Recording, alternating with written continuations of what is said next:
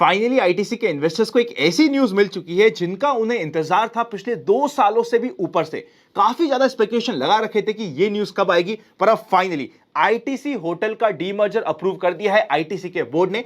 क्या ये news positive है या नेगेटिव, समझने की कोशिश करते हैं। मैं अपना personal logic with detail perspective आपको बताने वाला हूं। देखिए, अगर हम आईटीसी के ओवरऑल बिजनेस की बात करें, एफएमसीजी का बिजनेस एक ऐसी इकोनॉमी जो ग्रोइंग है, जहां पे पॉपुलेशन बढ़ती जाएगी, एफएमसीजी के मार्केट लीडर्स वहां पे हमेशा अच्छा परफॉर्म करेंगे। ये हमने पास्ट में बाकी सारी कंट्रीज में देखा है। इस चीज को ध्यान में रखते हुए आईटीसी का भी एफएमसीजी का business already cash flow positive है, एक अच्छा कैश फ्लो वहां से मिल रहा है और स्टेबल बिजनेस बन चुका है। टबैको का बिजनेस, चाहे आपको पसंद हो या ना हो, चाहे हम एक्सेप्ट करें या ना करें, इंडिया में 8% से ऊपर, rather 9% थी बिल्कुल रीसेंट ग्रोथ की रेट, जो बहुत ज्यादा अच्छी हो जाती है किसी भी ऐसे बिजनेस के लिए जो बहुत ज्यादा सेंसिटिव है और अपनी हेल्थ को खराब करता है। हमें हो सकता है ये पसंद ना आए, पर हाँ, हमें मानना पड़ेगा इंडिया में टबैको का मार्केट 9% से बढ़ रहा है। ऑल्दो यहां पे अगर गवर्नमेंट के कुछ भी रेगुलेशन आते हैं तो कुछ नेगेटिव इंपैक्ट आ सकता है, पर स्टिल ये बिजनेस आईटीसी के लिए काफी अच्छा परफॉर्म कर रहे हैं। इसके अलावा अगर मैं बाकी सारे बिजनेस के छोटे मोटे की बात करूं, जैसे कि पेपर की इंडस्ट्री हो गया, वो सारे के सारे ओके परफॉर्म कर रहे हैं, वहां पे कभी भी ज्यादा फोकस था ही नहीं। होटल्स की बात करें तो कोविड के बाद होटल्स में इंडिया में हमें मिनी रन देखने को मिला है, पर एट द सेम टाइम हमें मानना पड़ेगा होटल्स का बिजनेस बहुत ज्यादा कैपेक्स की रिक्वायरमेंट रखता है। 20% ऑफ द टोटल कैपेक्स जो पिछले कुछ सालों में आईटीसी ने किया है, हो जाता है होटल्स के बिजनेस में। तो ये एक बहुत ज्यादा कैपेक्स वाला बिजनेस है और एक ऐसा बिजनेस सेगमेंट है जिसके सेग्रीगेशन और डीमर्जर की बात काफी समय से चल रही है। तो आईटीसी के लिए as such in long term ये पॉजिटिव है। पर आज के दिन ये स्टॉक टूटा क्यों? चलिए चलते हैं चार्ट के ऊपर, टेक्निकल रीजन समझने की कोशिश करते हैं। देखिए, न्यूज का इंपैक्ट लॉन्ग टर्म में क्या होगा और अभी क्या होगा, ये हमेशा डिफरेंट होता है और आपको ओवरऑल एनालाइज करना इंपॉर्टेंट होता है। और एक बहुत पुरानी कहावत है कि जैसे ही कोई न्यूज आ जाए, स्टॉक को बेचा जाता है। और जब रूमर्स होते हैं कि स्पेकुलेशन होते हैं कि शायद ये न्यूज आ सकती है, उस समय आपको हमेशा बाय करना चाहिए। ये हमारा एक पुराना रूल कहता है। क्या है इसका कंप्लीट इंटरप्रिटेशन? चलिए चलते चार्ट पे। देखिए, यहां पे वैसे भी देखोगे ना, अगर मैं आपको सबसे पहले वीकली चार्ट दिखाऊं आईटीसी का, what an amazing bull run.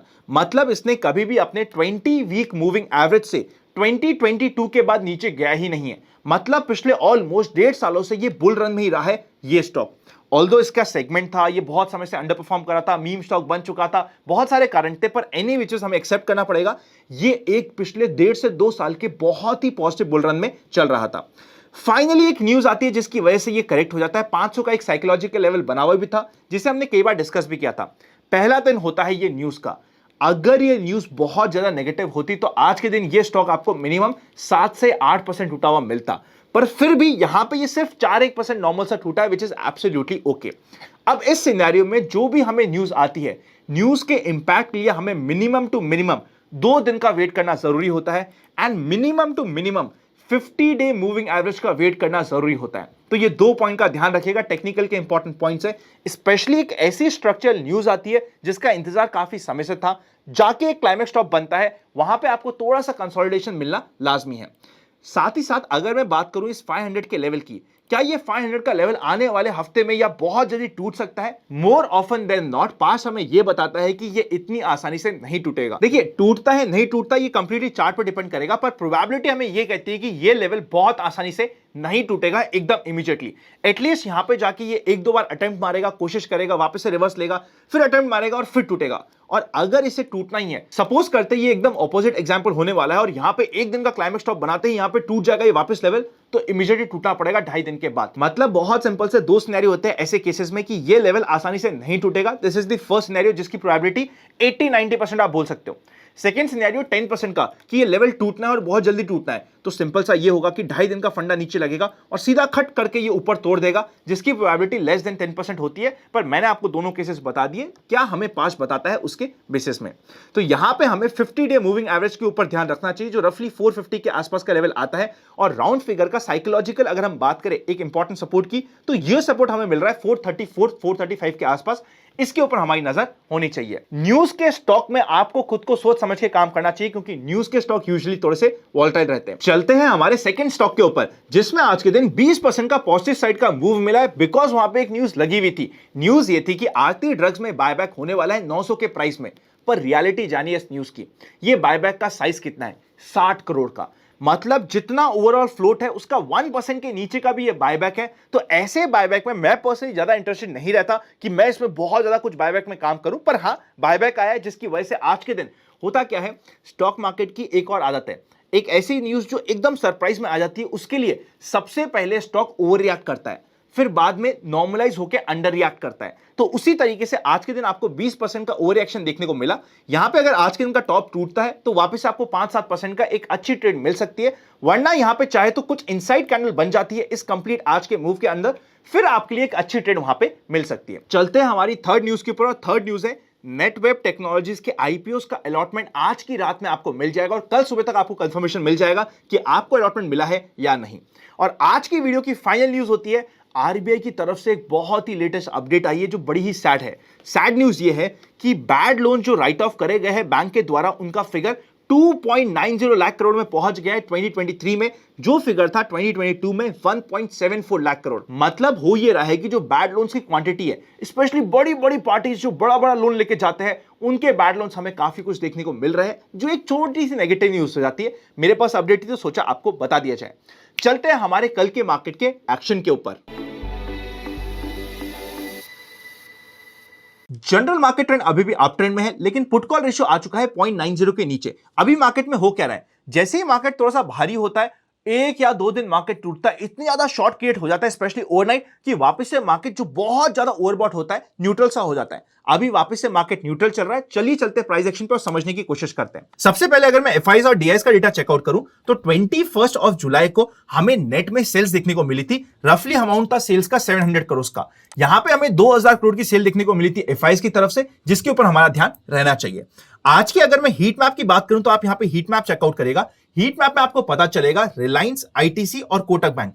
आज के दिन मार्केट की वॉलिटिलिटी और नेगेटिव साइड के मूवमेंट का कारण था सिर्फ ये 3 स्टॉक, जहां पे रिलायंस में ऑब्वियसली अभी हमें जस्ट डीमर्जर की न्यूज मिली है, डीमर्जर का इंपैक्ट दिख रहा है, बॉटम बना के रिलायंस में बाउंस बैक भी देखने को मिला। आईटीसी में आज ही के दिन न्यूज आई थी जिसका इंपैक्ट था। तो मेजरली आपको न्यूज बेस्ड आज के दिन मोमेंटम देखने को मिला। अगर हम निफ्टी की बात करें तो निफ्टी एकदम साइडवेज था। अगर ऐसे मार्केट में कभी भी आपने ज्यादा कुछ काम करने की कोशिश करी तो आपकी वॉलिटिलिटी बढ़ती रहेगी और आपके पोर्टफोलियो में अननेसेसरी स्टॉप लॉसेस हिट होंगे। ये वीक हमारे लिए मंथली एक्सपायरी का भी है, तो मंथली एक्सपायरी के माइंडसेट से भी आपको थोड़ी सी वॉलिटिलिटी ज्यादा मिल सकती है। ये कंप्लीट मंथ था न्यूज वाला मंथ, तो न्यूज वाले मंथ की जो एक्सपायरी होती है थोड़ी सी वॉलेटाइल हो सकती है, उसके अकॉर्डिंग काम करना जरूरी होगा। आज के दिन मार्केट ने अपनी एक छोटी सी रेंज 19,780, राउंड फिगर में आप 800 मान लीजिए, नीचे के लेवल पे 19,650, इसके बीच में रफली 150 पॉइंट के अंदर अंदर बहुत ज्यादा वॉलिटिलिटी दिखा दी। ऊपर रेजिस्टेंस में आके एग्जैक्टली यहां से रिवर्सल आया, सपोर्ट के आसपास से एग्जैक्टली सपोर्ट लेके बाउंस बैक करा। तो एक परफेक्ट रेंज बाउंड मार्केट था। ऐसा रेंज बाउंड मार्केट आपके लिए बहुत ईजी हो जाता है नेक्स्ट डे के लिए। नेक्स्ट डे के लिए ईजी क्या होता है मैं आपको बताता हूं। अगर मार्केट कल, यानी कि कल जैसे ही मार्केट ओपन होता है, इस लेवल को सस्टेन होकर नीचे जाता है तो आपको इमीडिएटली 30 पॉइंट के साथ एक छोटा सा यहां पे स्टॉप लॉस और नीचे का हमें एटलीस्ट 70 to 80 पॉइंट का स्कैल्प मिल सकता है। ऑल्दो यहां पे एक चीज ध्यान रखिएगा, सबसे इंपॉर्टेंट ये होगा, या तो मार्केट फ्लैट ओपन हो या फिर हल्का सा गैप ओपन हो। अगर मार्केट गैप डाउन ओपन होता है तो फिर हमें एक ऐसा इनसाइड कैंडल का वेट करना पड़ेगा। कल के दिन आई फील या तो इनसाइड कैंडल, वरना आपके लिए दिन हो सकता है 10 EMA की स्ट्रैटेजी का। इन दोनों में से एक स्ट्रैटेजी का कल का दिन हो सकता है, तो ध्यान रखिएगा।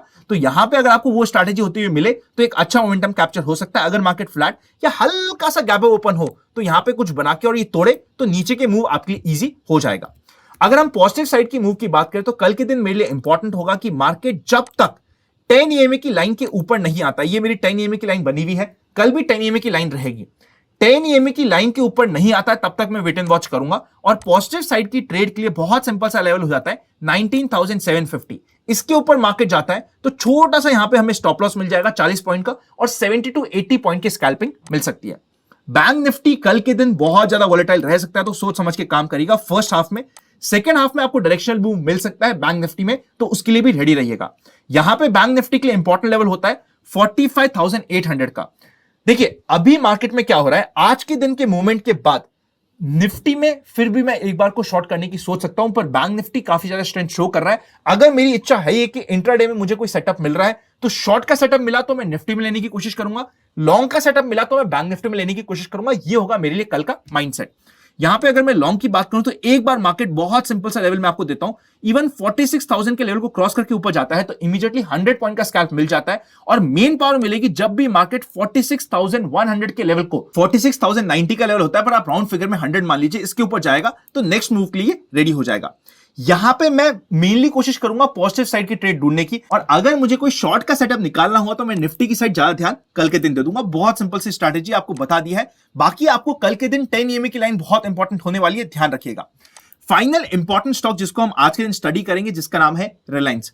आज के दिन भी रिलायंस ने, वैसे आप देखोगे ना, अपने 20 डे मूविंग एवरेज के आसपास सपोर्ट दिया है और इसका 50 डे मूविंग एवरेज आता है 2360 के आसपास। ऑल्दो आपको पिछले 2 दिन में यहां पे थोड़ा सा नेगेटिव मूव देखने को मिला है, बट विच इज ऑब्वियस, एक न्यूज आती है उसके बाद न्यूज का इंपैक्ट है। पर जिस तरीके से रिलायंस परफॉर्म कर रहा है, अभी तक रिलायंस के चार्ट्स बिगड़े नहीं है जब तक रिलायंस 2400 के ऊपर है। अगर मार्केट में बाउंस बैक आना हुआ और रिलायंस एक बार चलना स्टार्ट हुआ, मैं आपको 3 स्टॉक देता हूं जिसके ऊपर आप ध्यान रखिएगा। रिलायंस, HDFC बैंक और तीसरा ITC। ये 3 स्टॉक आपको मार्केट के डायरेक्शन में काफी ज्यादा हेल्प कर देंगे, इसके ऊपर नजर बनाए रखिएगा।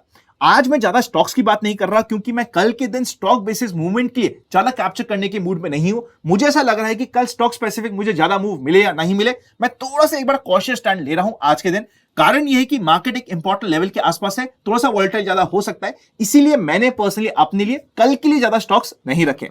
वीडियो अच्छा लगे तो लाइक करे बिना मत जाइएगा। म्यूचुअल फंड्स में हमारी टीम की कोई भी हेल्प चाहते हो तो पिन कमेंट या फिर डिस्क्रिप्शन को चेकआउट कर लीजिएगा।